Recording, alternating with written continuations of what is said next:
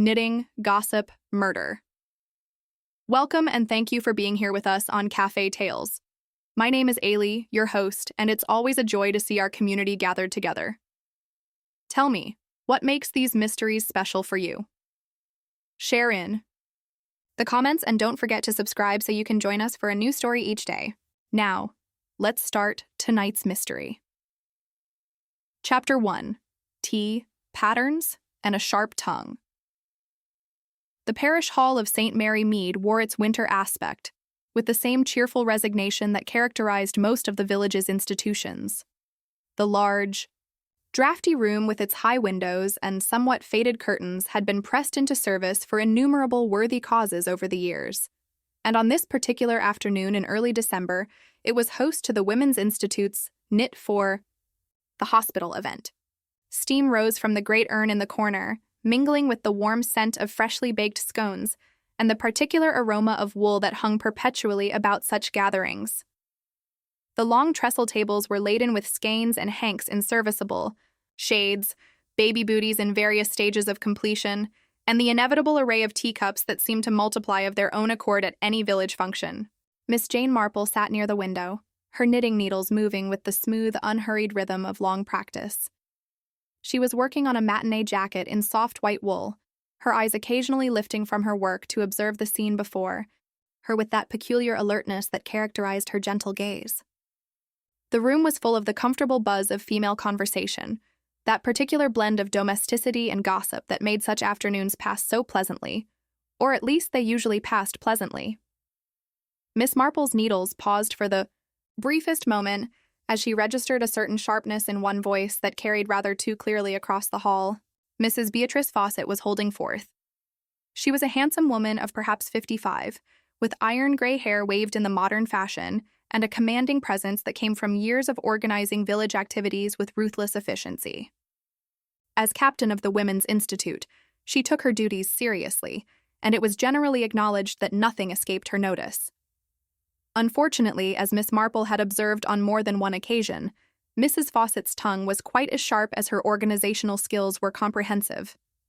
"My dear Mrs. Grant," Mrs. Fawcett was saying, her voice pitched to Carrie, "I'm quite sure your accounts are perfectly in order. It's simply that one does like things to be absolutely clear, doesn't one? Particularly when dealing with charitable funds? The committee, you understand, must be satisfied on every point." Mrs. Lean Grant, the treasurer, looked up from the charity collection tin she was labeling. She was a thin, brisk woman with clever hands and a manner that suggested she had little patience for inefficiency in any form. The accounts balanced. "To the penny, Beatrice," she said, her voice level but with an edge that suggested this was not the first time the subject had been raised. "They always do." Of course," Mrs. Fawcett agreed, moving along the table with the air of a general inspecting troops. "Though I must confess, I did notice one or two receipts that seemed, shall we say, a trifle difficult to read, not your lovely clear hand at all. Still, I'm sure it's nothing that can't be sorted out at the next committee meeting." Miss Marple observed that Mrs. Grant's fingers had tightened on the tin she held, though her expression remained composed. Mrs. Fawcett had moved on, to where Miss Vera Bland, the village haberdasher, was arranging skeins of wool with meticulous care. Miss Bland was a neat, precise woman whose shop was a model of order and whose knowledge of wools and patterns was encyclopedic. "Such a lovely selection, Miss Bland," Mrs. Fawcett said, picking up a skein and examining its label. "Though, I do hope we haven't any of those dreadful mislabeled bargains again. You remember last year when poor Mrs. Weatherby thought she was buying pure wool, and it turned out to be quite synthetic? So disappointing for the hospital vests?" Miss Bland's pleasant face flushed slightly. "That was an error by my temporary assistant, as you well know, Mrs. Fawcett. It hasn't happened since, and it won't happen again. I check every label myself now." "I'm sure you do, my dear. One simply can't be too careful, can one?" Lady Bantry, who had arrived late and settled herself beside Miss Marple with a rustling of packages, murmured under her breath, "Beatrice is in rare form today. She's been at everyone since I arrived. Even poor young Maggie Reed looked ready to cry after some comment about bicycle clips and respectability." Miss Marple glanced toward where Maggie Reed, the postmistress's younger sister, was setting out a cycling bag full of returned wool contributions from the village shut-ins. She was a fresh-faced girl of perhaps 23, all energy and enthusiasm, who cycled everywhere and seemed to regard Mrs. Grant with something approaching hero worship. "I believe," Miss Marple said gently, continuing with her knitting, "that Mrs. Fawcett has been what Agnes, our young maid, would call in a mood for some days now. One notices these things." "What one notices," Lady Bantry said darkly, "is that Beatrice Fawcett enjoys being unpleasant. Always has. My dear Arthur used to say she could start a quarrel in an empty room." The object of their discussion had now positioned herself near the front of the hall where a small demonstration area had been cleared.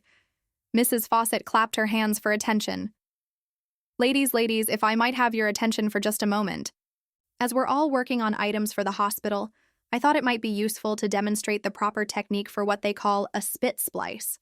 So much neater than knots in baby garments, and really quite simple once one gets the hang of it. There was a general murmur of interest and a shifting of chairs as the assembled knitters prepared to watch.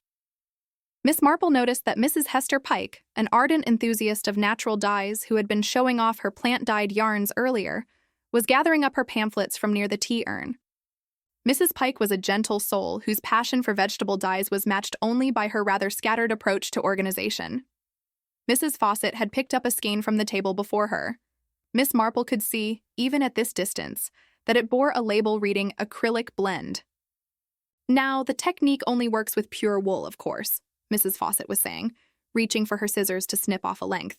"The fibers must felt together properly, but for our purposes today, I'll demonstrate the motion." She broke off 2 fuzzy ends from the yarn and held them up for all to see. "One moistens the ends, you see, just with a touch of saliva, and then one rolls them together firmly between the palms, rather like making a little rope." Miss Marple's needles had stopped. She was watching with peculiar intensity as Mrs. Fawcett raised the yarn ends to her mouth. It was at that moment that Miss Marple happened to glance down at the skein, from which Mrs. Fawcett had pulled her demonstration length. Something about it troubled her, though she could not immediately say what. The label proclaimed it an acrylic blend, unsuitable for felting, and yet her fingers reached out quite casually to touch a strand from a similar-looking skein on the table beside her. She rubbed it gently between thumb and forefinger, feeling the soft bloom of the fiber, the particular give and spring that spoke of pure wool, not a blend at all. Miss Marple looked up sharply, but Mrs. Fawcett had already placed the moistened ends in her mouth, was already rolling them between her palms with the brisk confidence of long practice. "You see," Mrs. Fawcett said, holding up the result. With satisfaction, one continuous thread, no nasty knots to irritate delicate baby skin. "Now, shall we all have our tea?" She reached for her cup, took a sip, and smiled around at the assembled ladies. Then, quite suddenly, her smile faltered. Her hand went to her lips. "How odd," she said, her voice puzzled. "There's a sort of peppery sensation, rather like pins and needles. Only in one's mouth." Miss Marple was already rising from her chair, but even as she did so, Mrs. Beatrice Fawcett's teacup clattered to the table, and she herself swayed and began very slowly to crumple to the floor. The parish hall erupted into chaos. Chapter 2. A spit splice, then a swoon. The scene that followed was one of considerable confusion, though Miss Marple, moving forward with a speed surprising in one of her years, found herself noting details with the clarity that always came to her in moments of crisis. Mrs. Fawcett had not fallen heavily. Indeed, there had been something almost graceful about the way she'd subsided into her chair before slipping sideways, one hand still pressed to her mouth, the other clutching at the edge of the table. Her eyes, wide and startled, seemed to be searching for something or someone in the crowd of concerned faces that quickly surrounded her. "Give her air," commanded Lady Bantry, who had considerable experience with village emergencies. "Someone fetch Dr. Haydock at once. And don't all crowd around like sheep at a gate." "I'll go," said young Maggie Reed, already halfway to the door, her bicycle clips still fastened around her ankles. "He was at the surgery when I passed 10 minutes ago." The girl fled, and Miss Marple, who had reached Mrs. Fawcett's side, found herself kneeling beside the stricken woman, with a suppleness born of necessity rather than habit.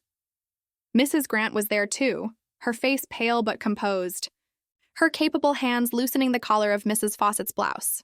"Beatrice," she said urgently. "Can you hear me?" "What is it? Your heart?" Mrs. Fawcett's lips moved. Her breath was coming in short, shallow gasps. and there was a sheen of perspiration on her forehead. Despite the December chill that pervaded the hall, she seemed to be trying to speak, but the words came out as little more than a whisper. Peppery pins in my mouth. So strange. Her hand fumbled toward the table, where the little twist of felted wool lay beside her teacup. Miss Marple's eyes followed the gesture with keen attention. The yarn end was still damp from where Mrs. Fawcett had worked it in her mouth, and beside it the teacup sat in its saucer, half full of cooling liquid. There was something about that teacup that arrested Miss Marple's attention. The surface of the tea showed a faint oily sheen, just at the rim where Mrs. Fawcett's lips had touched it. It was barely visible, a slight iridescence in the winter light from the windows, but it was there. "Don't touch that," Miss Marple said sharply. As Mrs. Pike reached out to move the cup aside, the lady of the natural dyes drew back, startled. "I was only trying to give her more room," Mrs. Pike said, her voice trembling. "Oh, the poor dear woman. Do you think it's her heart? She's always been so active, so vigorous," but Miss Marple was not thinking of hearts. She was thinking of the strange numbness Mrs. Fawcett had described, and of the oily film on the tea, and of something else that nagged at the corners of her memory, something to do with village gossip. She'd heard years ago about a gardener and an accident and a plant that grew in shady corners. Dr. Haydock arrived with commendable speed, his bag in hand and his usually jovial face set in professional lines. He dropped to his knees beside Mrs. Fawcett, his fingers seeking her pulse at wrist and throat. "Weak," he muttered. "Very weak and irregular. How long since she collapsed?" "Not 5 minutes," Lady Bantry said. She was demonstrating a knitting technique, drank some tea, complained of a peppery sensation in her mouth, and then simply folded up. Haydock's eyebrows rose slightly at the description, but he said nothing. His attention focused on his patient. He loosened her clothing further, checked her pupils, listened to her breathing. Mrs. Fawcett's eyes had closed now, and her breathing had become even more labored, a terrible rasping sound that seemed to fill the suddenly silent hall. Inspector Slack arrived then, summoned by some instinct, or perhaps by the sight of Maggie Reed's frantic cycling. He was a large, red-faced man who approached village matters with a combination of efficiency and exasperation, and who had learned over the years to pay attention when Miss Marple was present at the scene of any irregularity. "Now then," he said, his voice cutting through the murmurs. "What's all this about? Dr. Haydock, is the lady ill?" "The lady," Haydock said grimly, not looking up from his examination, "is dying." The words fell like stones into still water. There was a collective intake of breath and then a babble of voices, shocked and disbelieving. Dying? But she was perfectly well not 10 minutes ago. It must be her heart, the strain of all her activities. She was always doing too much, rushing about. "Hush," Miss Marple said, her voice gentle but carrying an authority that silenced the speculation. "Let Dr. Haydock work." But even as she spoke, she knew that the doctor's work would be in vain. Mrs. Beatrice Fawcett's breathing had become so shallow as to be almost imperceptible. Her pulse, Haydock reported in a low voice to Inspector Slack, was barely there at all, the rhythm erratic and weakening with each beat. It was over in less than 3 minutes from the doctor's arrival. One moment Mrs. Fawcett was still breathing, still clinging to life with the same determination she had brought to her charitable works and her gossip.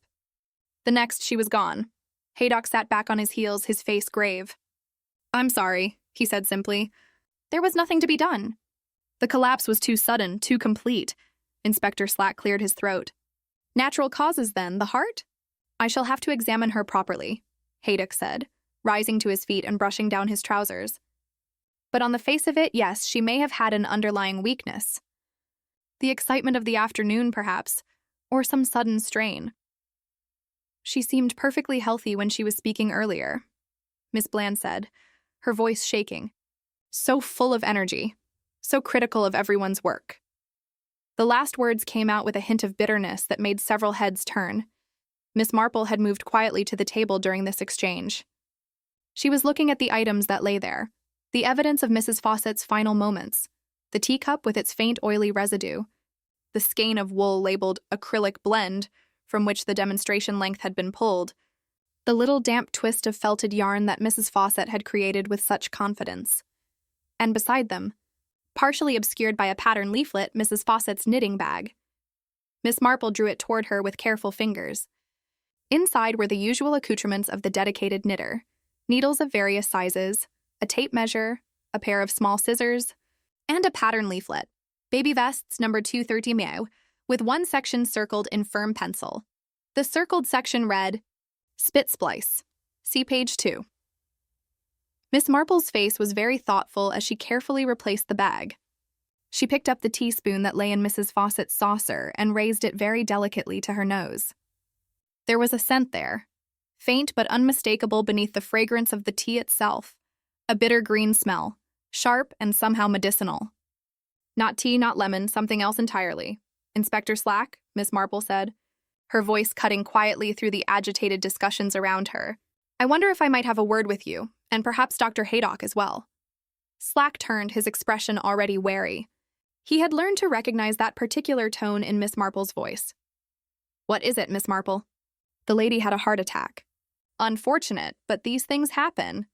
Perhaps, Miss Marple said, but I think, Inspector, that you should look very carefully at what she put in her mouth just before she collapsed. And perhaps you should ask yourself why a skein labeled as acrylic blend felted so beautifully when moistened and rolled. Slack stared at her. What are you suggesting? Miss Marple set down the teaspoon with great care. I am suggesting, Inspector, that you should treat this hall as the scene of a very clever crime, because unless I am very much mistaken, Mrs. Beatrice Fawcett did not die of a weak heart at all. She was murdered. Chapter 3. Miss Marple notices a numb lip.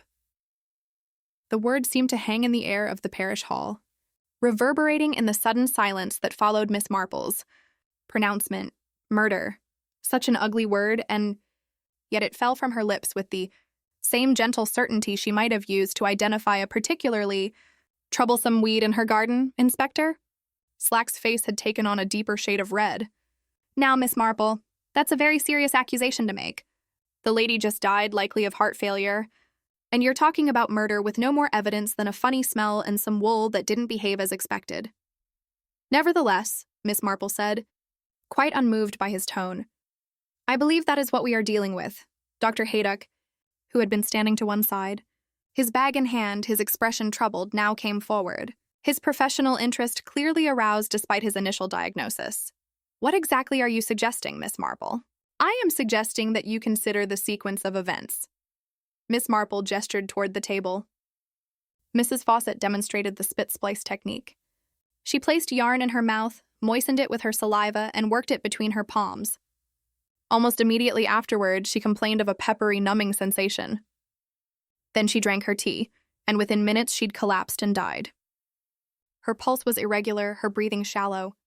These are not the usual symptoms of a simple heart attack in a previously healthy woman.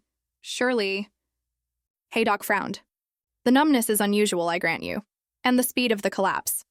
But without a proper examination, I cannot say definitively what caused her death. Then perhaps, Miss Marple suggested, you might begin with this. She indicated the teaspoon she had set down so carefully. Lady Bantry, who had been listening with growing fascination, moved closer. Jane, what did you smell on that spoon? You had it right up to your nose. Something bitter and green, Miss Marple said. Rather medicinal. It was very faint, but quite distinct from the tea itself. Inspector Slack had been making notes in his book with the air of a man who felt events were running away from him. If you're saying the tea was poisoned, Miss Marple, we'd best have it analyzed, though I still think you're making mountains out of molehills. I don't believe the tea was poisoned, Miss Marple said, causing Slack to look up sharply. Or rather, I don't believe it was the primary source of the poison. You see, I think the substance on this spoon came from the wool. There was a moment of stunned silence. Then several voices spoke at once. The wool? How could wool be poisoned? That's absurd. Wool is harmless.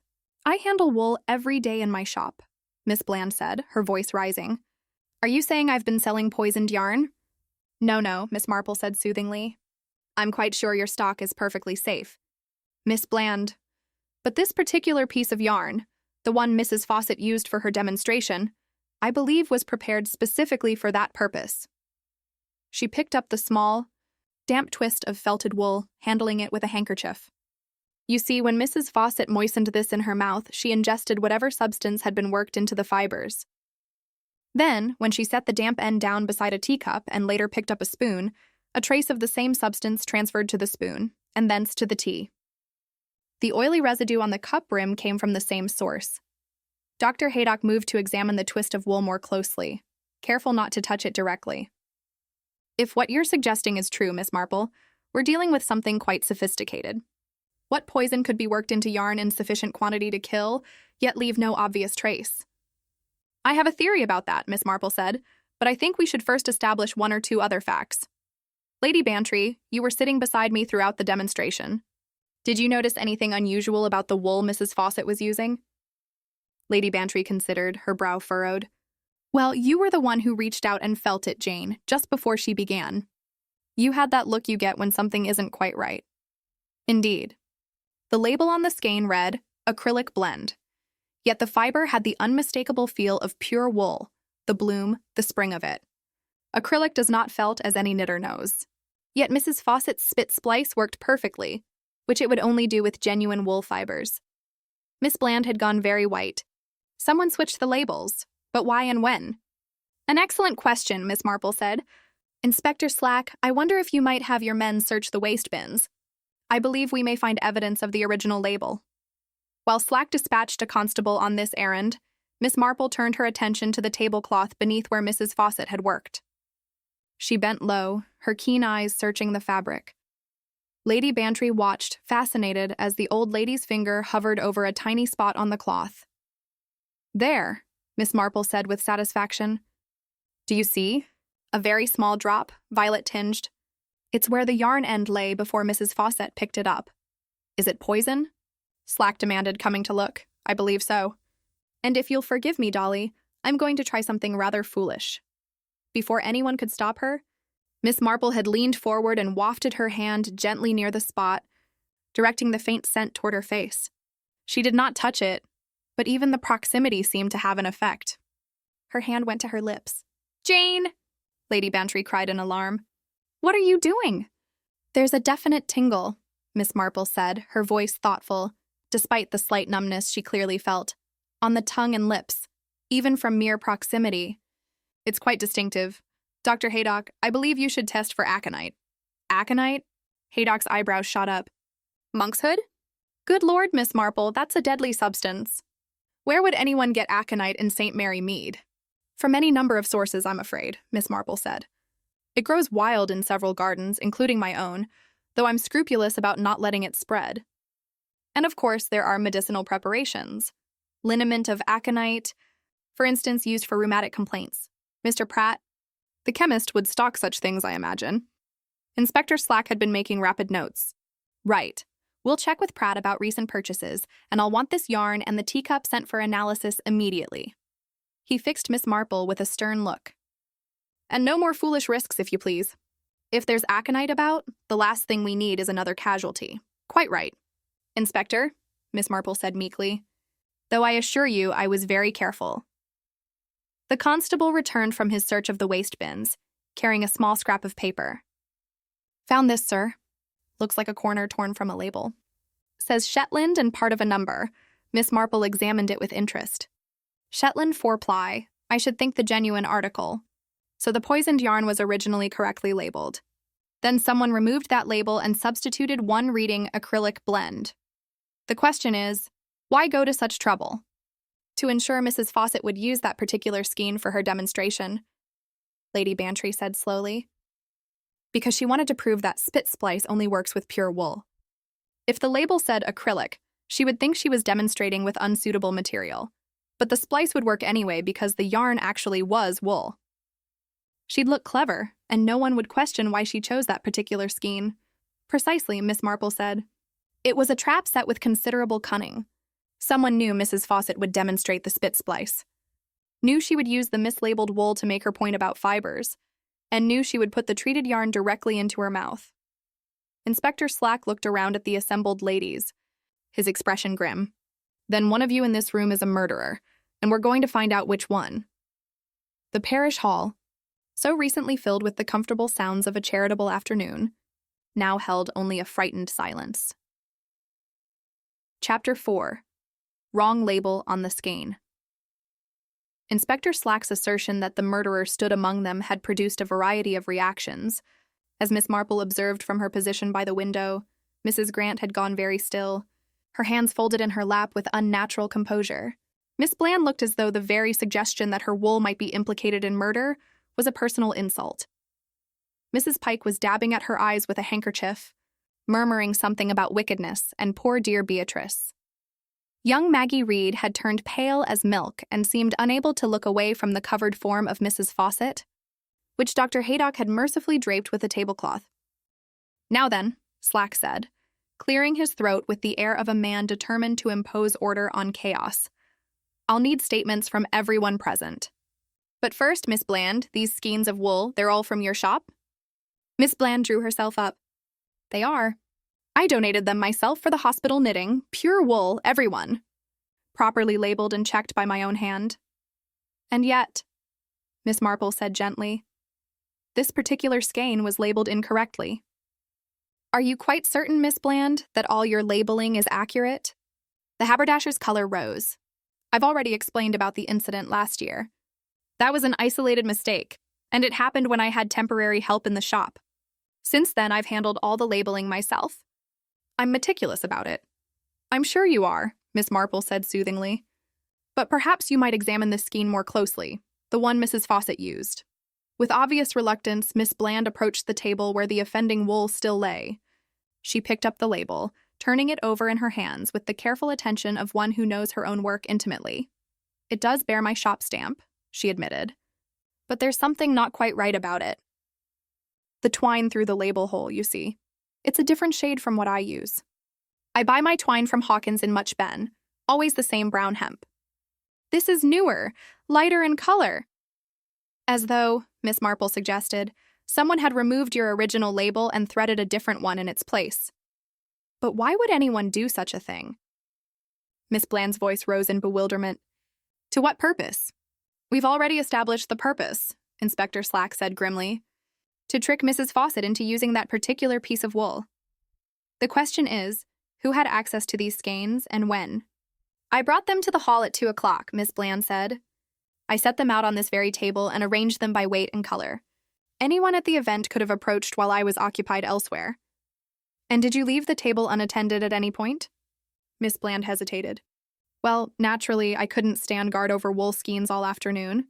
I had customers at my shop between 3:25 and 3:35. 3 ladies wanted advice on patterns. I had to step away to serve them." 3:25 to 3:35, Slack repeated, making a note. "And Mrs. Fawcett began her demonstration at 3:30 precisely." "Just so," Lady Bantry confirmed. "I remember checking my watch because I was expecting a telephone call at 4 o'clock, and wanted to be sure I'd have time for the demonstration first." Miss Marple had been examining the skein itself with close attention.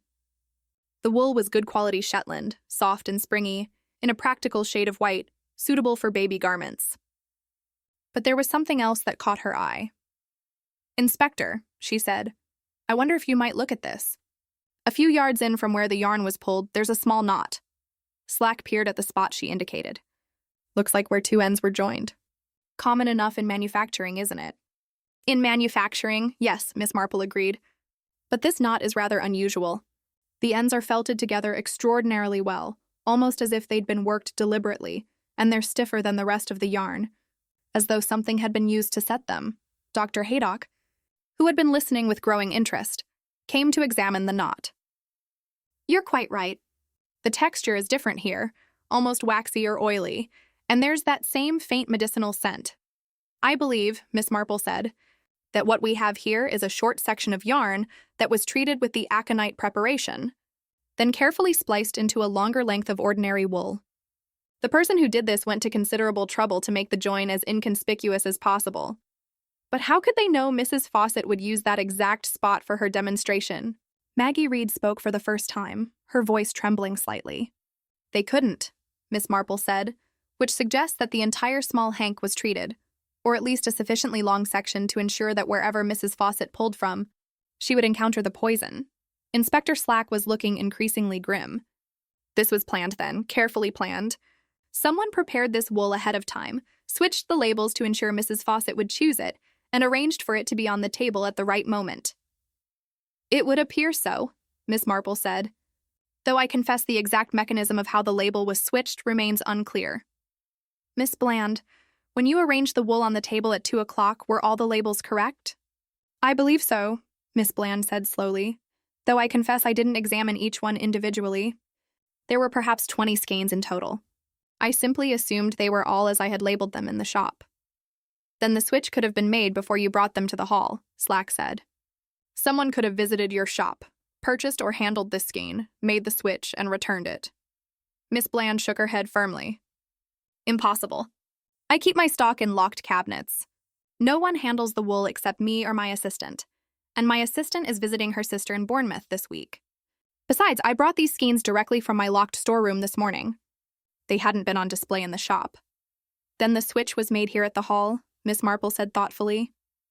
Between 2 o'clock, when Miss Bland arranged them, and 3:30 when Mrs. Fawcett made her demonstration, a window of an hour and a half, Lady Bantry had been following this exchange with keen attention. But Jane, that means the murderer brought the prepared skein with them to the event. They came here planning to kill poor Beatrice. I'm afraid that conclusion is inescapable, Miss Marple said. Her tone was sad but firm. This was premeditated murder, carried out with considerable forethought and cunning. Someone knew Mrs. Fawcett would demonstrate the spit splice technique, knew she would choose wool to prove her point about fiber types, and prepared accordingly. But how could they know she'd demonstrate it all? Mrs. Pike asked, her voice barely above a whisper. Did she announce it beforehand? There was a brief silence. Then Mrs. Grant spoke, her voice carefully neutral. She mentioned it to me yesterday. Said she wanted to show proper technique for the hospital garments, that there was too much sloppy joining of yarn. I thought it a good idea for the program. Did she mention it to anyone else? Slack asked. Mrs. Grant's lips compressed into a thin line. I couldn't say. Beatrice talked to a great many people. She was not what one might call discreet. The bitterness in her tone was unmistakable, and several heads turned. Mrs. Grant met their gazes steadily, her chin raised. I won't pretend Beatrice and I were the best of friends. We had our differences, particularly regarding how certain matters should be handled. But I certainly didn't kill her, if that's what you're all thinking. No one is accusing anyone yet, Inspector Slack said, though his tone suggested he was making mental notes about everyone's reactions. But we will need to account for everyone's movements this afternoon, every single person who was in this hall. Miss Marple carefully set down the wool she'd been examining.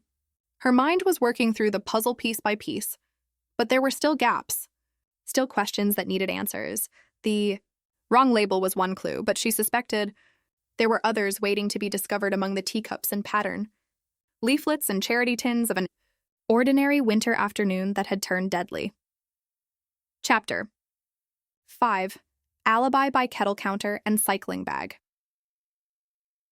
Inspector Slack had commandeered a small anteroom off the main hall, a cramped space that normally served for storing folding chairs and boxes of hymnals. He had installed himself behind a rickety card table with his notebook open before him, looking rather like a magistrate preparing for a particularly trying session of petty sessions. Miss Marple, who had been invited to remain present at the inspector's somewhat grudging request, sat in the corner with her knitting. She had retrieved her work from the main hall, and her needles clicked softly as witness after witness was brought in to account for their movements during the crucial period. Right then, Slack said, consulting his notes, we need to establish who was where between 3:15 and 4:10. The demonstration commenced at 3:30. Mrs. Fawcett collapsed at 3:42, but someone had to switch those labels. And that could have happened any time after Miss Bland set out the wool at 2 o'clock. Though surely, Miss Marple murmured, the closer to the actual demonstration, the better. Less chance of the wrong person selecting that particular skein before Mrs. Fawcett could do so. Slack grunted. Possibly. Let's start with you, Mrs. Grant. You were the treasurer handling the charity collection. What were you doing during the critical time? Mrs. Grant had composed herself since her earlier flash of bitterness. She sat very upright in her chair, her hands folded neatly in her lap. At 3:20, I walked to the post office to obtain change for the collection tin. Mrs. Reed, the postmistress, can confirm the time. I returned at approximately 3:30 and began counting the donations with Maggie, young Miss Reed, at 3:40. We were occupied with that when poor Beatrice collapsed. And before 3:20? Say from 3 o'clock onward? I was preparing the receipt books and organizing the collection materials. I was at the treasurer's table near the door for most of that time. Did you leave that table at any point? A slight hesitation. I may have stepped away briefly to fetch a fresh pot of tea from the kitchen. That would have been around 3:10, perhaps 3:15, but I was only gone for a few minutes. Slack made a note. And you didn't approach the wool table where Miss Bland had set out the skeins? I had no reason to. I'm not participating in the knitting myself. My duties are purely administrative. Miss Marple's needles paused for the briefest moment, then resumed their rhythm. She had noted the careful precision of Mrs. Grant's answers, the way each statement was qualified with just enough detail to sound truthful without being overly elaborate. Next came Miss Bland herself, still visibly shaken by the implication that her shop had provided the murder weapon, however innocently. I arranged the wool at 2 o'clock, as I've said. Then I remained near the table, answering questions about patterns and yarn weights. At 3:25, 3 ladies approached, requiring assistance with rather complex Fair Isle patterns. I accompanied them back to my shop, which is only 2 streets away, to show them the proper charts. I returned at 3:35, just after the demonstration had begun. Can anyone verify the time of your return? Mrs. Pike was at the urn. She remarked that I'd nearly missed the spit splice demonstration. I remember because she seemed quite flustered about something. Mrs. Hester Pike was brought in next. She twisted her handkerchief between her fingers, her face pale. I was showing my plant-dyed yarns, she said. Such beautiful colors from natural sources, you know. Woad for blue, onion skins for gold, madder for red. I'd brought pamphlets explaining the process. Yes, yes, Slack said impatiently. But where were you at 3:25? I was tidying up my display by the tea urn. I'd left my pamphlets there earlier, you see, and they'd gotten rather scattered. I was arranging them at about 3:25 when I noticed Miss Bland hurrying off with some ladies. That was when I decided to make myself a fresh cup of tea. Did you go near the wool table? Oh no, my yarns were on a separate table entirely. I'm very particular about keeping natural dyes away from commercially processed wool. The colors can transfer, you understand? Miss Marple glanced up. Mrs. Pike, your pamphlets on natural dyeing. Did they by any chance mention mordants, alum for instance, to set the colors? Mrs. Pike brightened slightly. Why, yes, of course. Alum is essential for many dyes. I always include a section on mordants in my literature. Why do you ask? Simple curiosity, Miss Marple said, returning to her knitting. But Slack had made a note, his expression thoughtful. Young Maggie Reed was the next to be questioned. She sat on the edge of her chair, her bicycle clips still fastened around her ankles, her hands twisting nervously. I arrived at 3:15, she said. I'd been collecting donated wool from the shut-ins who can't attend the meetings.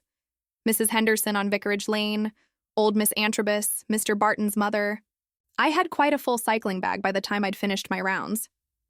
And what did you do with this collected wool? I brought it into the hall and began sorting it by weight and color.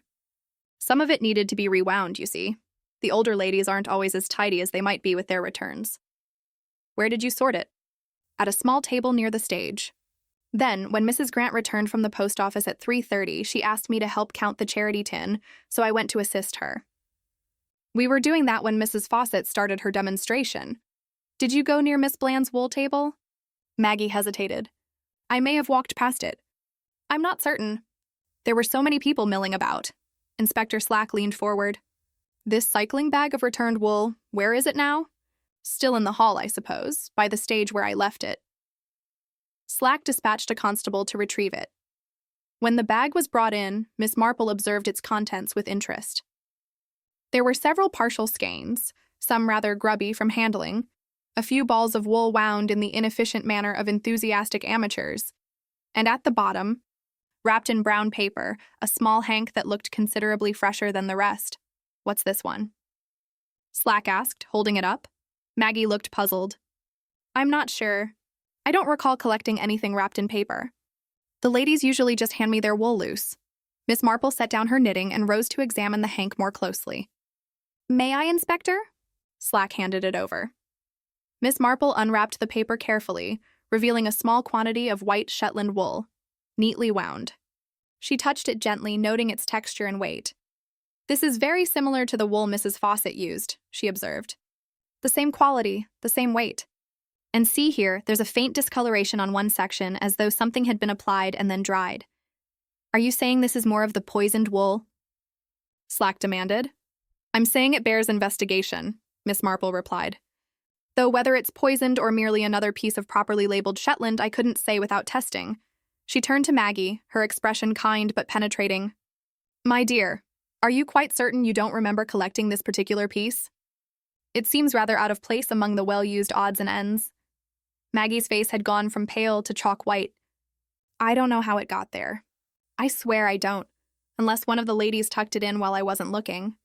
Sometimes they add things to the bag when I'm not watching. Or, Slack said heavily, someone else put it there. Someone who wanted to ensure a supply of the switched wool was readily available near the stage where Mrs. Fawcett would be demonstrating. The implication hung in the air. Miss Marple returned to her chair, her mind working through the possibilities. The cycling bag had been in the hall since 3:15.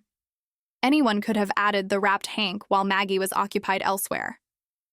But who had known to prepare it? And more importantly, who had access to aconite liniment and the knowledge to work it into yarn? Those questions, Miss Marple reflected, still required answers. Chapter 6. The Pattern Leaflet with a Circle. The interrogations had left everyone exhausted, and Inspector Slack had grudgingly agreed to a brief adjournment. Miss Marple found herself back in the main hall, where Lady Bantry was attempting to restore some semblance of order to the chaos of abandoned teacups and scattered knitting materials. This is dreadful. Jane, Lady Bantry said, setting down a pile of pattern leaflets with rather more force than necessary. Simply dreadful. To think that one of our own women could have done such a thing, and in the parish hall of all places. Murder is rarely considerate about its location, Miss Marple observed. She had moved to the table where Mrs. Fawcett's belongings still lay, carefully arranged by the police, but not yet removed. Dolly, do you recall Mrs. Fawcett mentioning anything about pattern leaflets yesterday or the day before? Lady Bantry paused in her tidying. Pattern leaflets? Well, she was always going on about proper techniques. She had very strong opinions about the correct way to do things. Why do you ask? Because, Miss Marple said, carefully extracting an item from Mrs. Fawcett's knitting bag using her handkerchief, this pattern leaflet is rather interesting. She held up the slim pamphlet, its cover reading, Baby Vests, number 219, in cheerful letters. Lady Bantry came closer to look. What's special about it? Looks like a perfectly ordinary pattern to me. Open it to page 2, Miss Marple suggested. Lady Bantry did so, and immediately her eyebrows rose. On the page, in the section describing various joining techniques, one particular instruction had been circled in pencil. The circle was firm and neat, drawn with the precision of someone accustomed to keeping careful records. Spit splice. See page 2. Someone marked it for her, Lady Bantry read aloud. Indeed, and the marking is quite deliberate. Not the sort of casual notation one makes while reading. This was meant to draw attention, to ensure that Mrs. Fawcett would notice and remember this particular technique. But surely Beatrice knew about spit splicing already. She was the one demonstrating it, after all. Knowing about something and choosing to demonstrate it publicly are two different matters, Miss Marple said thoughtfully. I think someone wanted to be quite certain that Mrs. Fawcett would perform this specific technique today, at this event. She returned the leaflet to Mrs. Fawcett's bag and drew out her own knitting, settling into a chair. Dolly, you've known Mrs. Grant for some years, haven't you? What can you tell me about her handwriting? Lady Bantry looked surprised at the question. Lean's handwriting? Well, it's very neat. She's an accountant by training, you know. Worked for her father's firm before she married. Very precise, very careful. Why? And would you say this circle was drawn in a precise, careful hand? Lady Bantry examined the pattern leaflet again, more closely this time. Yes, I suppose it was. Rather like the way Lean only makes her fours, actually. That firm little loop at the top? Exactly what I was thinking, Miss Marple said. Her needles resumed their steady rhythm. I wonder, Dolly, if you might recall when Mrs. Fawcett received this pattern leaflet. It can't have been very long ago, given how fresh and uncreased it is. Lady Bantry's brow furrowed in concentration. Now that you mention it, I do remember something. It was yesterday at the committee meeting. Lean brought several pattern leaflets for approval. She said the hospital had requested specific designs for the baby garments, and she wanted to ensure we were all working from the same patterns. Beatrice took one to review. And did Mrs. Grant mark the leaflet in front of everyone, or did she hand it over already marked? I couldn't say. There was quite a lot of discussion about wool quantities and delivery dates. I wasn't paying close attention to the patterns themselves. Miss Marple nodded slowly. But Mrs. Grant would have known after that meeting that Mrs. Fawcett had the leaflet. And if the marking was done beforehand, she would have known exactly which technique Mrs. Fawcett might choose to demonstrate. Jane, are you suggesting Lean Grant is the murderer? I'm suggesting, Miss Marple said carefully, that we should examine all the evidence before drawing conclusions. But this pattern leaflet is certainly a piece of that evidence. At that moment, Inspector Slack emerged from his makeshift office, beckoning to them. Miss Marple, Lady Bantry. I've had a word with Mrs. Grant about this leaflet business. She admits she gave Mrs. Fawcett the pattern yesterday. Did she admit to circling the spit splice instruction? Miss Marple asked. Slack consulted his notes. She says she may have marked several useful techniques across all the patterns she distributed. Said it was her way of highlighting the most efficient methods for the knitters to use. Claimed she marked leaflets for several other ladies as well. How convenient, Lady Bantry murmured. Indeed, Miss Marple said. Inspector, do you have Mrs. Grant's ledger here? The accounts book for the charity collections? Slack looked puzzled but retrieved the requested item from the treasurer's table. Miss Marple opened it carefully, examining the neat columns of figures, the tidy handwriting that recorded each donation and expenditure. There, she said, pointing to a row of entries. See how Mrs. Grant forms her fours, that distinctive loop at the top, the precise angle of the stroke. And now compare it to the circle on the pattern leaflet. Slack and Lady Bantry leaned in to look. The similarity was unmistakable, the same firm hand, the same careful precision. It's her writing, Slack said flatly, but she could argue that she marked it innocently, as she claimed, just highlighting useful techniques. She could, Miss Marple agreed. But there's something else worth noting. Mrs. Grant gave this pattern to Mrs. Fawcett yesterday at the committee meeting. Yet Mrs. Fawcett only decided to demonstrate the spit splice technique today, as part of this event. How did Mrs. Grant know when she marked that circle yesterday that Mrs. Fawcett would choose to demonstrate that specific technique? The question hung in the air. Lady Bantry's eyes widened. Unless Beatrice told her she was planning to demonstrate it, Lady Bantry said slowly, which means Lean knew in advance.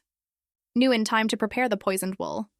Or, Miss Marple said, unless Mrs. Grant suggested the demonstration herself, perhaps quite innocently, as part of the committee's discussion about proper techniques. And then, when Mrs. Fawcett agreed it was a good idea, Mrs. Grant saw an opportunity. Inspector Slack was making rapid notes.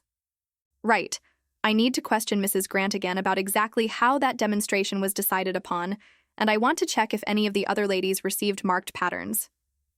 He strode off, leaving Miss Marple and Lady Bantry alone with the pattern leaflet. Miss Marple held it up to the light, examining it from different angles. You know, Dolly, there's something else interesting about this leaflet. Mrs. Grant's copy, which she keeps with her treasurer's materials, is identical to this one. Same design, same printing.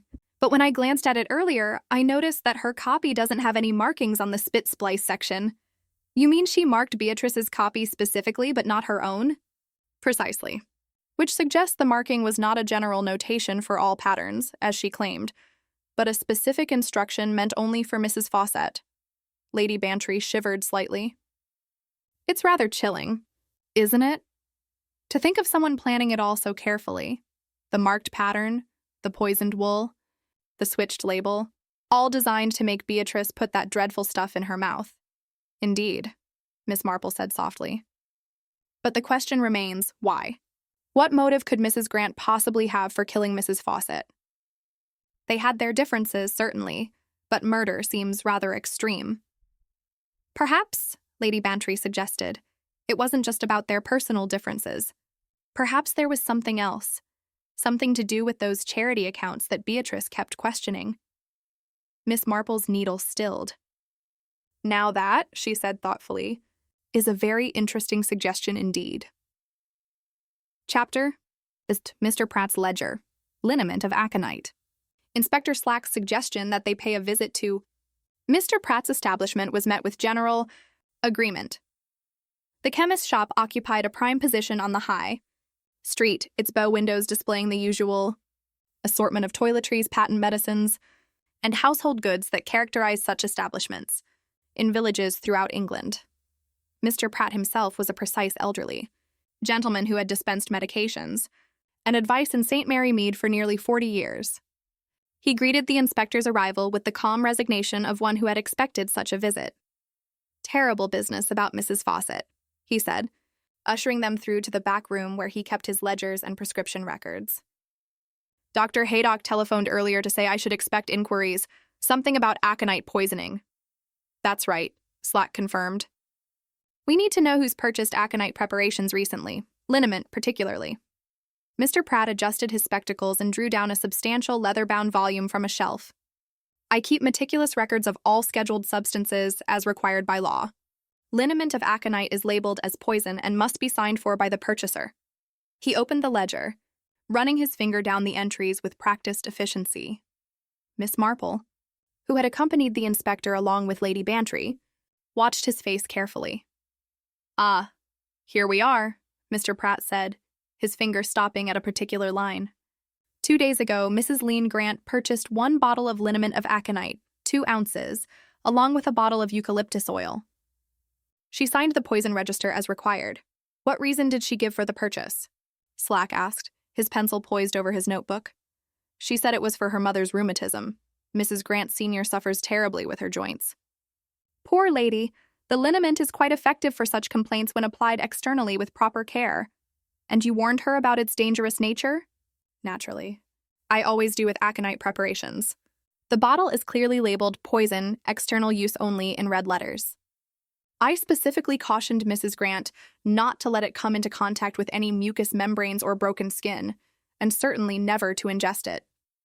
Mr. Pratt's expression grew troubled. "You don't think she used it improperly, do you? I would hate to think my careful warnings were ignored." "The question," Miss Marple said gently, "is rather whether she used it for the purpose she claimed. Tell me, Mr. Pratt, does Mrs. Grant's mother actually suffer from rheumatism?" The chemist considered. "I believe so, yes. Though I can't recall Mrs. Grant Sr. requesting any medications herself. It's always been her daughter who collects prescriptions and supplies on her behalf." "Convenient," Lady Bantry murmured. Inspector Slack was examining the ledger entry. "And this eucalyptus oil she purchased at the same time? What would that be used for?" "Oh, a variety of purposes. Chest congestion primarily. It's also used in some liniments to provide warmth and improve penetration of the active ingredients. Some people add it to bath water for respiratory complaints." Miss Marple's interest sharpened. "Could eucalyptus oil be used to mask an unpleasant odor, Mr. Pratt? The smell of aconite, for instance?" The chemist blinked. "I suppose it could. Eucalyptus has quite a strong, distinctive scent. It would certainly overpower most other odors. But why would anyone wish to mask the smell of liniment?" "That," Slack said grimly, "is exactly what we're trying to determine. Has anyone else purchased aconite recently?" Mr. Pratt consulted his ledger, turning back several pages. "Let me see. 3 months ago, Mr. Henderson bought some for a horse liniment he makes himself. Before that, nothing since last winter when Mrs. Weatherby's cook purchased it for chilblains." "What about Mrs. Pike?" Miss Marple asked. "She's very interested in natural preparations and dyes. Has she purchased anything that might contain aconite?" "Mrs. Pike?" Mr. Pratt shook his head. "No, indeed. She's quite opposed to what she calls chemical preparations. She makes all her dyes from plants she grows or gathers herself. Woad, onion skins, that sort of thing. Very traditional methods. She did purchase alum from me last month, as a mordant to set her dyes, but nothing more exotic than that." Miss Marple nodded thoughtfully. Alum was used in dyeing, as Mrs. Pike had mentioned, but it could also stiffen fibers, make them hold their shape. Could it have been used to set the poison section of yarn, to keep the aconite from spreading too far into the surrounding wool? This alum that Mrs. Pike purchased, What form does it take? Powder, usually a fine white or slightly bluish powder. It's mixed with water to create a mordant bath for the fibers. And would traces of it remain visible on treated wool? Mr. Pratt considered. Possibly, depending on how thoroughly the wool was rinsed afterward. It can leave a faint residue, sometimes with a bluish tinge if the alum itself was slightly colored. Miss Marple remembered the hard felted knot in the poisoned yarn, the faint blue tinge Dr. Haydock had noted. But Mrs. Pike had purchased alum legitimately for her dyeing work. That didn't necessarily implicate her in anything sinister. Mr. Pratt, if someone were to work aconite liniment into wool fibers, allowing it to dry there, would it remain potent? Would it still be dangerous if later moistened and placed in the mouth? The chemist looked horrified. Good heavens, Miss Marple, what a dreadful thought. But yes, I'm afraid it would. Aconite is extremely toxic. Even a small amount absorbed through the mucous membranes of the mouth could cause severe symptoms: tingling, numbness, irregular heartbeat, difficulty breathing. He paused, his face pale. Is that what happened to Mrs. Fawcett? We believe so, Inspector Slack said. And according to your records, Mrs. Grant had access to both aconite liniment and eucalyptus oil, purchased just 2 days before the murder. But surely, Mr. Pratt protested, there must be some innocent explanation. Mrs. Grant is a respected member of the community, the treasurer of the Women's Institute, no less. The guilty, Miss Marple said quietly, are often found among the respected. That is what makes their crimes so shocking. Lady Bantry had been examining the bottles on Mr. Pratt's shelves with considerable interest. Jane, look at this. The label on the aconite liniment, it really is quite alarming, isn't it? All those red letters warning about poison. Miss Marple came to look. The bottle Lady Bantry indicated was identical to the one Mrs. Grant would have purchased. The label was indeed unmistakable in its warnings. No one could claim ignorance after purchasing this, Miss Marple observed. Mrs. Grant would have known exactly how dangerous the contents were, which makes it all the more damning if she used it as we suspect. Slack closed his notebook with a snap. Right, Mr. Pratt. I'll need you to sign a statement confirming this purchase and the warnings you gave, and I want that poison register as evidence. As they left the chemist's shop, Lady Bantry turned to Miss Marple. It's looking rather black for Lean Grant, isn't it? The marked pattern, the aconite purchase, her admission that Beatrice told her about the demonstration. Circumstantial evidence is mounting, Miss Marple agreed, but there are still pieces missing. We know she had the means and opportunity, but what of the motive? Mrs. Grant is not a woman who acts impulsively. If she killed Mrs. Fawcett, it was for a compelling reason. Inspector Slack had stopped on the pavement, his expression thoughtful. Those charity accounts that Mrs. Fawcett kept questioning, I think it's time we looked at them very carefully indeed. If there's something wrong with the books, something Mrs. Grant didn't want discovered, that would give us our motive. Indeed, it would, Miss Marple said. And I suspect, Inspector, that we shall find our motive lying somewhere among those tidy columns of figures. Chapter 1. 8. A charity tin and a duplicate receipt.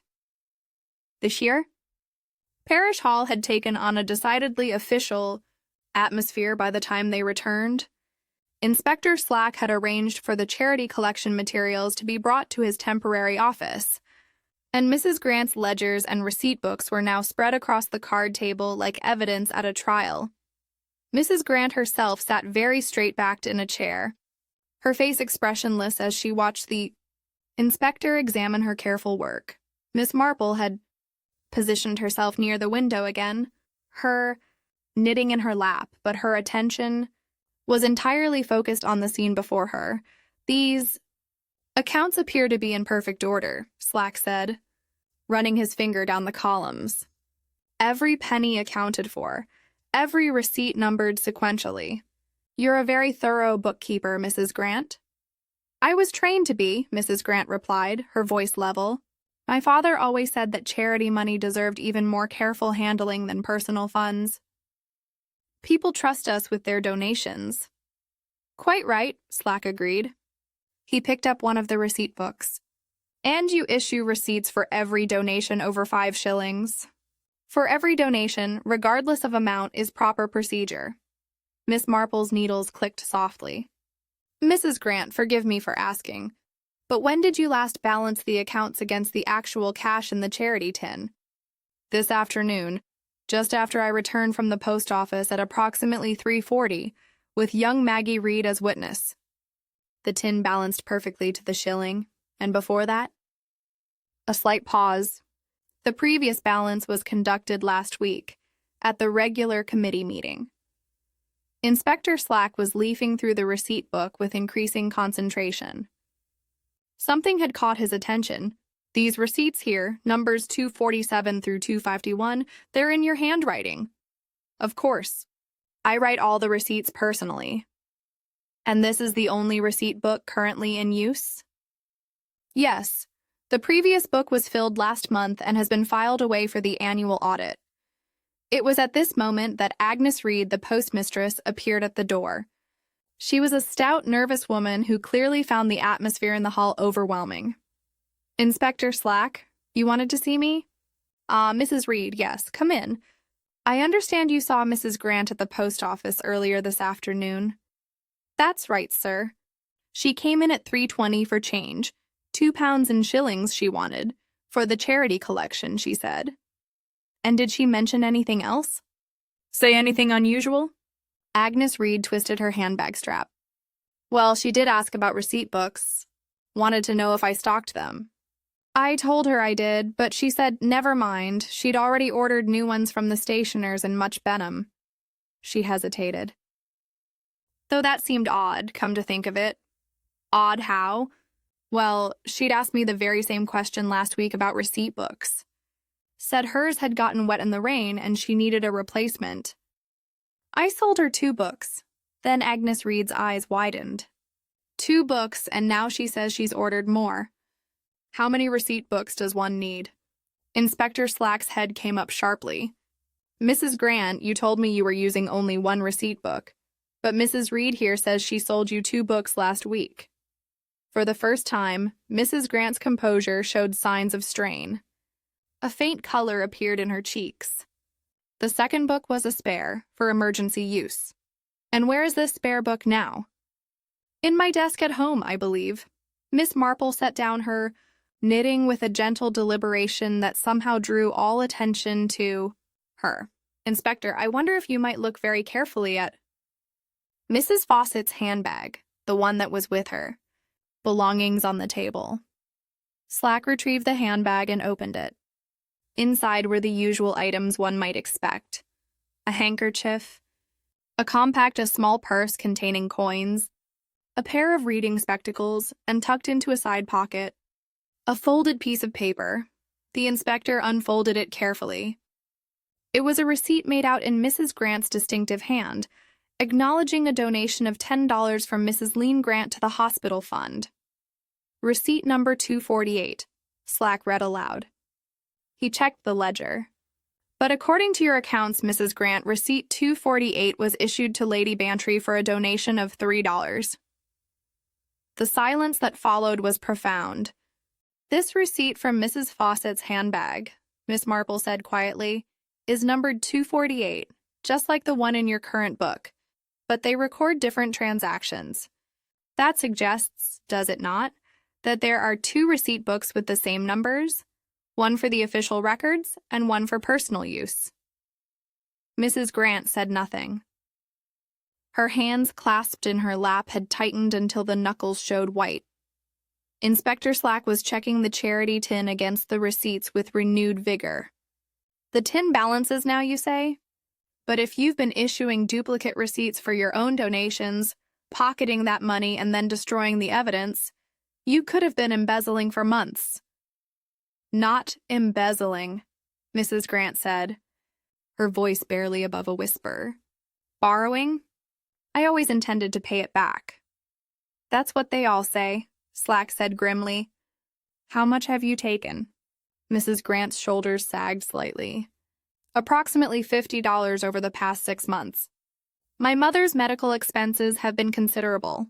The specialists in London, the treatments. I couldn't manage on my income alone, and I thought, just temporarily, just until I could get my finances in order. And Mrs. Fawcett discovered this? Miss Marple asked gently. She suspected.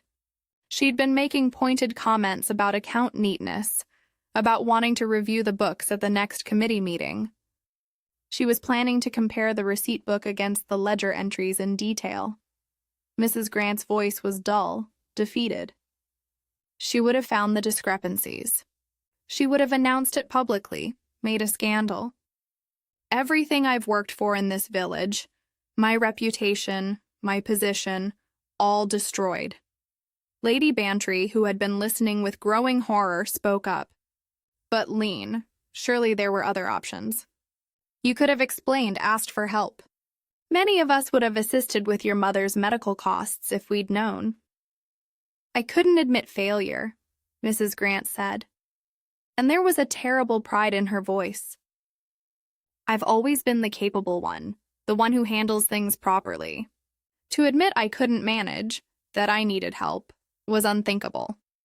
Inspector Slack had found something else in the ledger. Mrs. Grant, this carbon copy here. It shows an order for wool written over and scratched out. First it says blend 4-ply, then changed to Shetland 4-ply, then scratched out entirely. When was this written? Mrs. Grant looked at the page without expression. 3 days ago. I was placing orders for the hospital knitting supplies. And you switched from blend to Shetland. Why? Because Miss Bland informed me she didn't stock acrylic blend in the weights we needed. It was a simple change of order, but Miss Marple could see the truth in the scratched-out words. Someone had been planning ahead, thinking about wool types, about what would be needed for a demonstration of spit splicing. Someone who knew that pure wool would be essential for the method to work and for the poison to be delivered. Chapter 9. A Knot That Felt It Too Fast. The revelation of Mrs. Grant's financial difficulties had cast a somber pall over the proceedings, but Inspector Slack was not a man to let emotion interfere with the methodical collection of evidence. He had sent Mrs. Grant away under constabulary supervision while he continued his investigation, and now he turned his attention back to the physical evidence that had started the whole inquiry. Right then, he said, picking up the length of yarn from Mrs. Fawcett's demonstration with careful fingers wrapped in his handkerchief. We've established motive and opportunity, but I want to understand exactly how this was done. Miss Marple set aside her knitting and came to examine the yarn more closely. Dr. Haydock, who had remained at the hall to complete his preliminary examination, joined them at the table. The key, Miss Marple said, lies in understanding how spit splice works.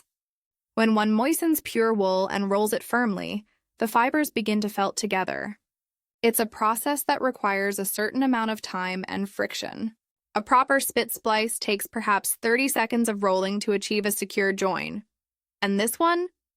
Slack asked. This one felted almost instantly, according to Lady Bantry's observation. Mrs. Fawcett moistened the ends, rolled them briefly, and pronounced the job done. That suggests the fibers were already prepared in some way to felt more readily than they should. She indicated the small hard knot a few yards into the yarn. This join here is particularly suspicious. The ends are felted so firmly that they're almost rigid.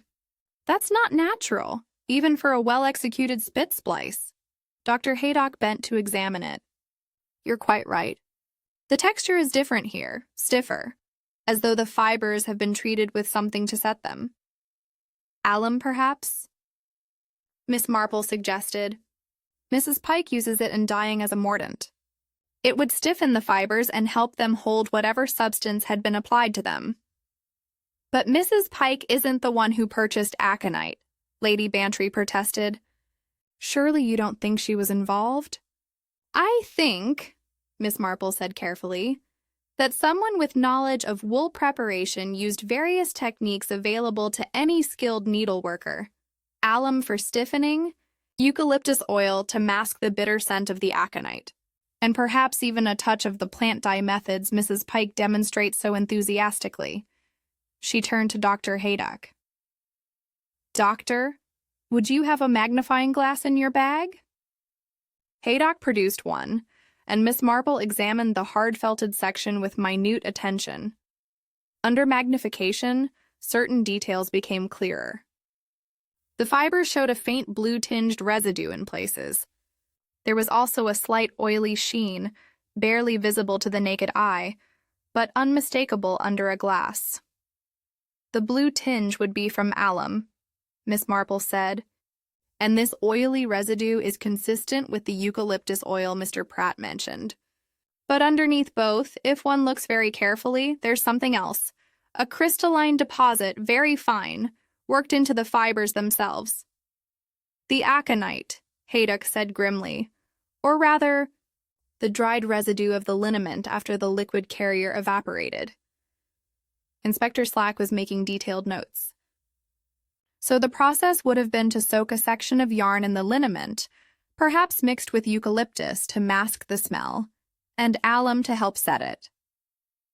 Let it dry thoroughly, then splice it into a longer length of clean wool. Exactly, Miss Marple confirmed. And then relabel the skein to ensure Mrs. Fawcett would use it for her demonstration. She paused, then continued with her examination. But there's something else here that I find interesting. This splice wasn't done hastily. Look at how carefully the treated section has been joined to the clean wool. The person who did this understood fiber work intimately. They knew exactly how to create an invisible join. Lady Bantry leaned in to look. It's very neat, I'll grant you that. Almost professional, indeed. Now, let us conduct a small experiment. Miss Marple retrieved her own knitting bag and drew out a length of white wool similar in weight to the poisoned skein. Dolly, would you attempt a spit splice with this clean yarn, just as Mrs. Fawcett would have done? Lady Bantry looked dubious, but complied. She moistened 2 fuzzy ends of yarn, spat delicately on them, and began rolling them between her palms. After approximately 30 seconds of work, she held up the result. There, she said, though I must say it's not as neat as Beatrice managed. Mine still looks a bit lumpy. Miss Marple examined Lady Bantry's work. Quite so. And notice how long it took. Half a minute of rolling to achieve even this imperfect join. Yet Mrs. Fawcett's splice was completed in perhaps 10 seconds. The treated fibers felted almost immediately upon contact with moisture. Dr. Haydock nodded slowly. Because they had been prepared to do exactly that. The person who created this murder weapon tested it beforehand. They knew precisely how quickly it would work. Which suggests, Miss Marple said, that there may have been practice attempts, perhaps using small pieces of treated yarn to ensure the method would function as planned. Inspector Slack's eyes lit up. The wrapped Hank and Maggie Reed's cycling bag, the one no one seems to know how it got there, could that be a leftover from these preparations? It's certainly possible, though I suspect if we test it, we'll find it's clean wool, prepared as a backup in case the first attempt failed. Miss Marple returned to examining the poisoned yarn, this time focusing on the damp twist that Mrs. Fawcett had actually worked in her mouth. Even now, hours after the fatal demonstration, there was still a faint chemical scent clinging to it. Dr. Haydock, would you be willing to perform another small experiment? I should like to know how much of the aconite actually transferred into Mrs. Fawcett's mouth during the brief time she held this yarn. Haydock hesitated. It would require careful analysis, but I can take a sample of the saliva residue on the yarn and test its potency. That might tell us how concentrated the original preparation was. I think that would be most illuminating. While the doctor prepared his sample, carefully scraping a minute. amount of material from the damp twist into a vial. Miss Marple turned her attention to the wrapper from the mysterious Hank and Maggie's bag. It was ordinary, brown paper of the type used in countless shops throughout the county. But there was something written on it in pencil, very faintly, as though someone had made a note and then attempted to erase it. She held the paper up to the light, tilting it at various angles. "Inspector, do you see this?" Very faint pencil marks, partially rubbed out. Slack squinted at the paper. "Can't make it out." "What does it say?" "It looks like—" "Yes, I believe it says Shetland 4-ply 2 Oz. And below that, what might be a date? The 3rd of December, perhaps." 3 days ago, Lady Bantry said. The same day Mrs. Grant was scratching out those wool orders in her ledger. Miss Marple nodded thoughtfully. Someone was keeping careful track of their preparations, making notes about quantities, types of wool, perhaps timing. This wasn't an impulsive act. It was planned methodically, step by step. Dr. Haydock had completed his sample collection and was examining the vial with professional interest. "I'll need to test this properly in my surgery, but I can tell you this much already. Even the trace amounts visible here would be sufficient to cause serious symptoms. The concentration must have been quite high. High enough to kill," Slack said flatly. "And we know who had access to that concentration of aconite. Mrs. Grant purchased it 2 days ago, claiming it was for her mother's rheumatism." Miss Marple was still examining the brown paper wrapper. Her expression, thoughtful. "Inspector, I wonder if you might send someone to check Mrs. Grant's home, particularly her workroom, or any area where she might have prepared this yarn. If she did test the method beforehand, there may be traces of her work still present." "Already done," Slack said with satisfaction. "I sent Constable Briggs 20 minutes ago. He should be reporting back shortly. They didn't have long to wait."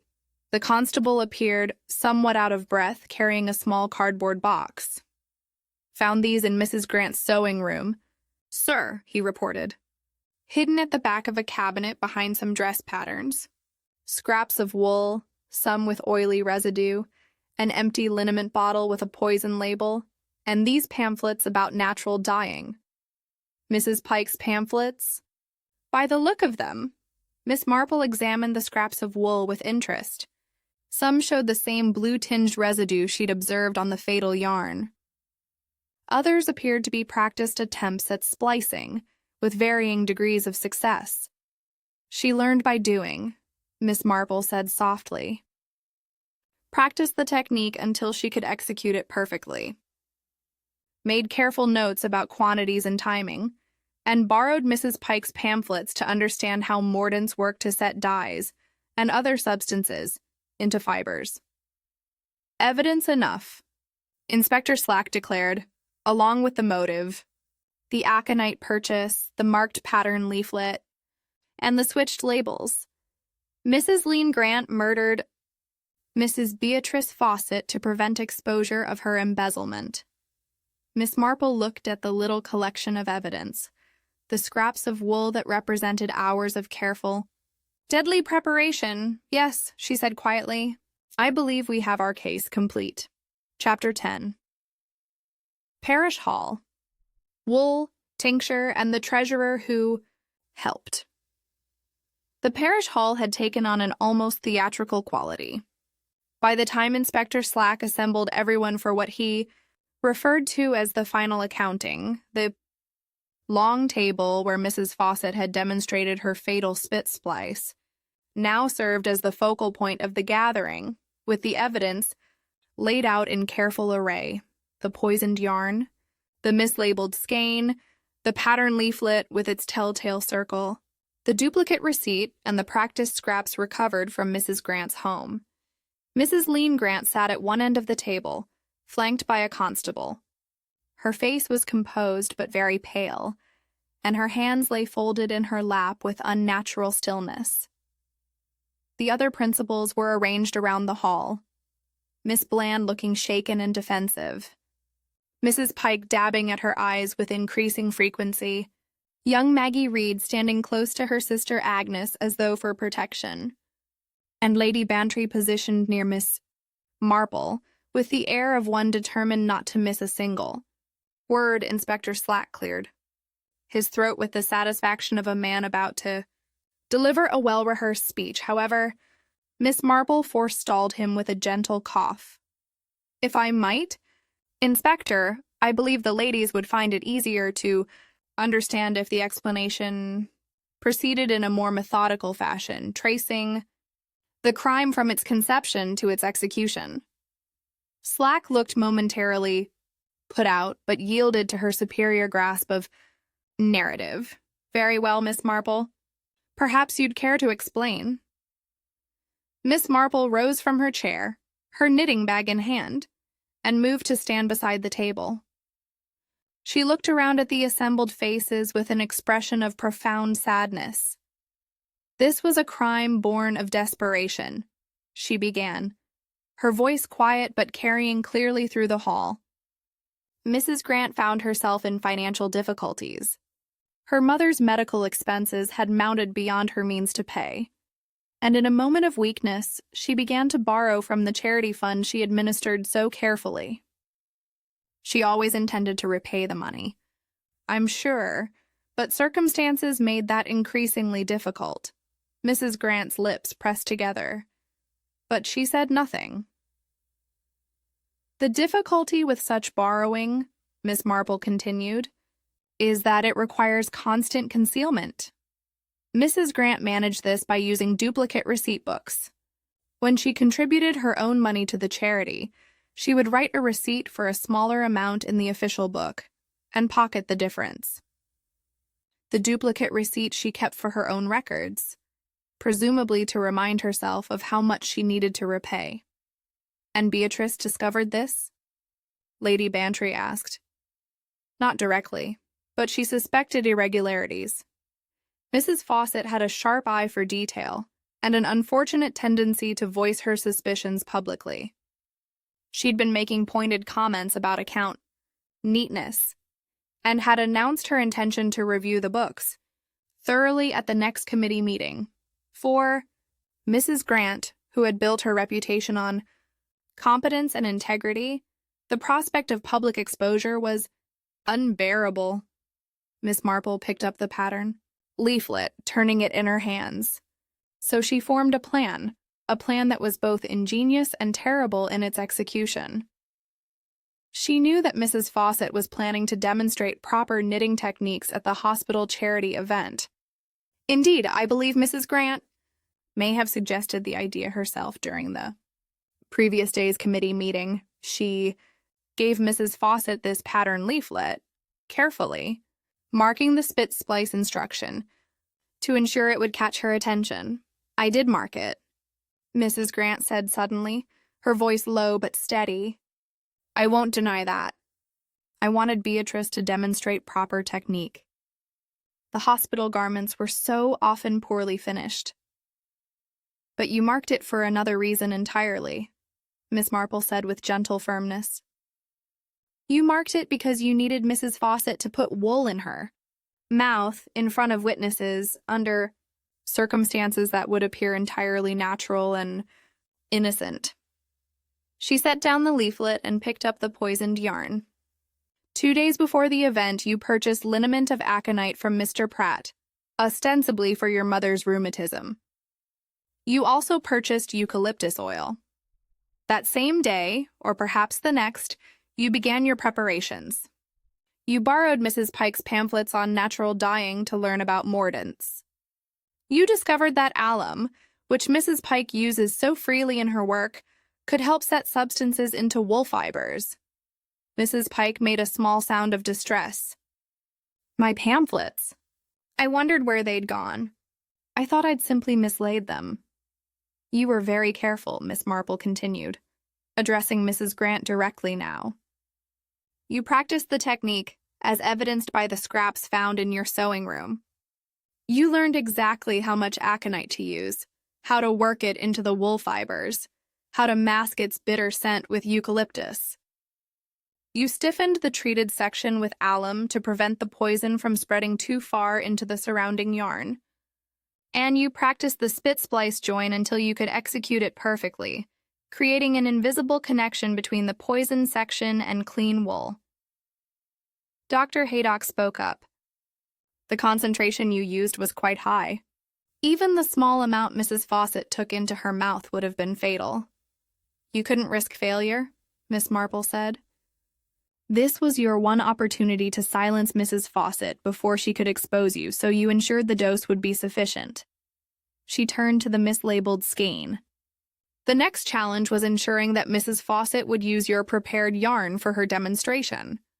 You couldn't simply hand it to her directly. That would be too suspicious. So you switched the label from Shetland to acrylic blend, knowing that Mrs. Fawcett, eager to prove that spit splice only works with pure wool, would choose that particular skein to demonstrate. She would think she was showing everyone how even mislabeled wool could be identified by testing its properties.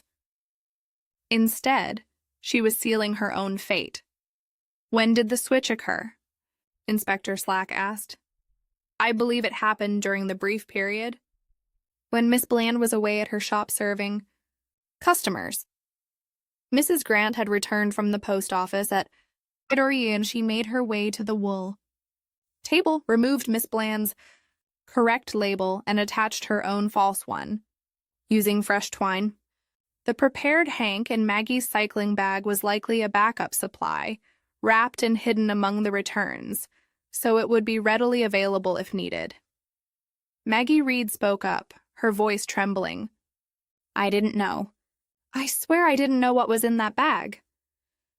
No one is accusing you, my dear, Miss Marple assured her. You were simply used, as were several others, to provide cover for Mrs. Grant's actions. She looked around the assembled group, her expression sorrowful. The actual murder was carried out in plain sight of everyone. Mrs. Fawcett selected the mislabeled skein, just as Mrs. Grant had anticipated. She demonstrated the spit splice technique, placing the poisoned wool in her mouth, as she had done countless times before with ordinary yarn. The aconite was absorbed through the mucous membranes almost immediately. Her complaint of a peppery numbing sensation was the first symptom. When she drank her tea, picking up the spoon that had rested near the damp yarn, she ingested an additional trace of the poison. Within minutes, her heart was failing. The hall was utterly silent. Even Mrs. Pike's quiet weeping had ceased. It appeared to be natural causes, Miss Marple continued. A sudden collapse, a weak heart. No one would have questioned it, except for three things. The numbness Mrs. Fawcett described, the oily residue on her teacup, and the fact that wool labeled as acrylic blend had felted beautifully. These small inconsistencies revealed the truth beneath the careful planning. Inspector Slack stepped forward. Mrs. Lean Grant, I'm arresting you for the willful murder of Mrs. Beatrice Fawcett. Mrs. Grant rose slowly to her feet. For a long moment she stood very still, and when she finally spoke, her voice held a note of terrible weariness. It would have ruined everything, she said. All my work for the Institute, my position in the village, my mother's care. Beatrice would have enjoyed announcing it, making a public spectacle of my failure. She always enjoyed being right, being the one to expose others' shortcomings. And so you killed her, Slack said flatly. I only wanted her to stop, to be quiet, to leave me alone. But she wouldn't. She kept probing, kept questioning, kept threatening to review the books. I couldn't let her destroy everything. Miss Marple's voice was very gentle when she spoke. A great many things, my dear, can be mended with care and patience. But a human life, once taken, cannot be restored. And a conscience, once burdened with murder, cannot be made clean again, no matter how tidy one's accounts may be. Mrs. Grant looked at her for a long moment, then allowed herself to be led away by the constables after she'd gone. Lady Bantry turned to Miss Marple with a shudder.